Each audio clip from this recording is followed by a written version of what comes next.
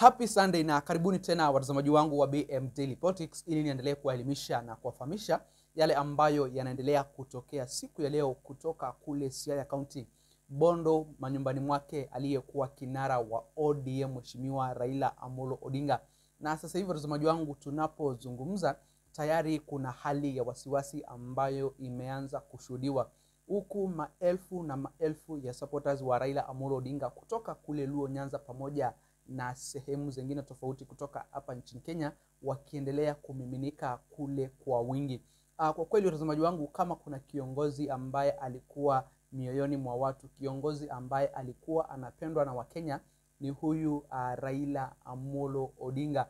Na watazamaji wangu, tangu Raila Amolo Odinga kutangazwa kuiaga dunia, Wakenya walikuja kwa pamoja, Wakenya walikuja hata wakaingia kwenye maandamano, Wakenya waliweza hata kuleta fujo na ghasia.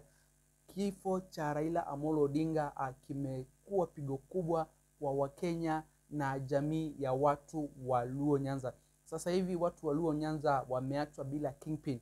Ni nani ambaye atakuja kuvaa viatu vya Raila Amolo Odinga? Raila Amolo Odinga amekuwa kwenye ulingo wa kisiasa kwa zaidi ya miaka 30, na katika hiyo miaka 30 ambayo amekuwa kwenye ulingo wa kisiasa, watazamaji wangu, amekuwa wa msaada sana kwa watu wa Luo Nyanza na pia kwa Wakenya kwa ujumla. Kuna watu siku ya leo watazamaji wangu, zile nafasi ambazo wamezipata kwenye ulingo wa kisiasa walizipata kupitia kwa Raila Amolo Odinga. Kuna watu wengi leo hii wananufaika katika hii maisha ambayo tunaishi kwa sababu ya uwepo wa Raila Amolo Odinga. Kuna watu wengi ambao walikuwa wanamuona Raila Amolo Odinga kama mfano wao. Watu wengi walikuwa wanamuona Raila Amolo Odinga kama kioo cha jamii. Raila Amolo Odinga, licha na tofauti zake za kisiasa na supporters wake, lakini kwa ujumla alikuwa ni kiongozi ambaye alikuwa anapendwa zaidi hata kuliko kiongozi yote ambaye amewahi kutawala hapa nchini Kenya. Mazishi ya Raila Amolo Odinga, watazamaji wangu, ndio mazishi ambayo tunaweza kusema ya kwamba yamehudhuriwa na idadi kubwa ya wananchi kuliko hata mazishi ya kiongozi mwingine yote ambayo yamewahi kufanyika hapa nchini Kenya. Sasa hivi kuna barabara ambazo watazamaji wangu haziwezi zikapitika. Sasa hivi barabara zimefungwa, shughuli za usafiri zimeweza kutatizika kule Bondo. Na wewe mtazamaji wangu, kama unataka kuelekea kule kwenye mazishi ya Raila Amolo Odinga siku ya leo, basi italazimika uweze kujitokeza kwa mapema, kwa sababu kuanzia mwendo wa saa 3 saa 4 hivi hapa watu watakuwa wamejaa, na ni kama hata hawataweza kutoshea pale nyumbani kwake Raila Amolo Odinga. Itafika mahali sasa zile gate ziweze kufungwa, kwa sababu pale nyumbani kwake Raila Amolo Odinga hapawezi paka accommodate watu kama wale ambao walienda kule Kasarani, watu wale ambao walienda Nyayo, ile idadi ya watu ambao walikuwa pale Mamboleo, pale Jomo Kenyatta International Stadium kule Kisumu, na pia kwa ujumla watazamaji wangu, wale supporters wa Raila Amolo Odinga kutoka pale Luo Nyanza, sijui kama wataweza kutoshea siku ya leo pale nyumbani kwake, ambapo sasa hivi maandalizi yameanza. Hayajaanza siku ya leo, maandalizi yalianza kitambo sana, tangu tu kutangazwa kwa kuaga kwake. Maandalizi yalianza kutayarishwa kule nyumbani kwake, ambapo naibu wa rais Mheshimiwa Kithure Kindiki ndio amekuwa akiongoza kuendelea kupanga vile ambavyo Raila Amolo Odinga atakuwa anapumzishwa kule manyumbani kwake Bondo.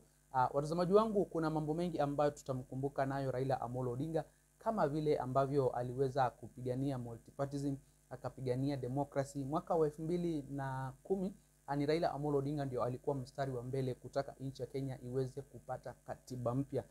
Uhuru ambao tunausherehekea siku ya leo, demokrasia ambayo tunaisherehekea siku ya leo, tunafurahia ni kwa sababu ya vile ambavyo Raila Amolo Odinga pamoja na viongozi wengine waliweza kupigana mpaka umwagikaji wa damu ukaweza kutokea pale mwaka wa 2010, wakaweza kupata hii katiba mpya. Watazamaji, nataka niwapeleke pale ground muweze kujionea vile hali ilivyo sasa hivi, ambapo nao viongozi wanazidi kumiminika kwa wingi, wanazidi kujitokeza kwenye mazishi ya Raila Amolo Odinga. Hata siku ya leo watazamaji wangu, hatujui kama viongozi ambao hawajajitokeza tangu Raila Amolo Odinga aweze kutangaza kuiaga, so hatujui kama wataweza kujitokeza siku ya leo, kwa sababu mpaka sasa hivi watazamaji wangu kuna viongozi bado hawajaweza kuomboleza na Raila Amolo Odinga ama kuomboleza kifo cha Raila Amolo Odinga, na kwa hivyo siku ya leo tunawatarajia pia wao watakuja hapa kwenye familia ya Raila Amolo Odinga ili kumpa heshima zake za mwisho. Kabla ya kupeleka pale ground, mtazamaji wangu uweze kujionea vile hali ilivyo, ningependa kukuomba ujiunge nami hapa BM Daily Politics kwa kusubscribe, ndipo kwa kwanza kuzipata habari punde tunapozichapisha, na pia uweze kulike, kushare na comment, ndipo ujumbe ama habari zetu ziweze kuwa recommended kwa watazamaji wengi zaidi. Leo nimekuja hapa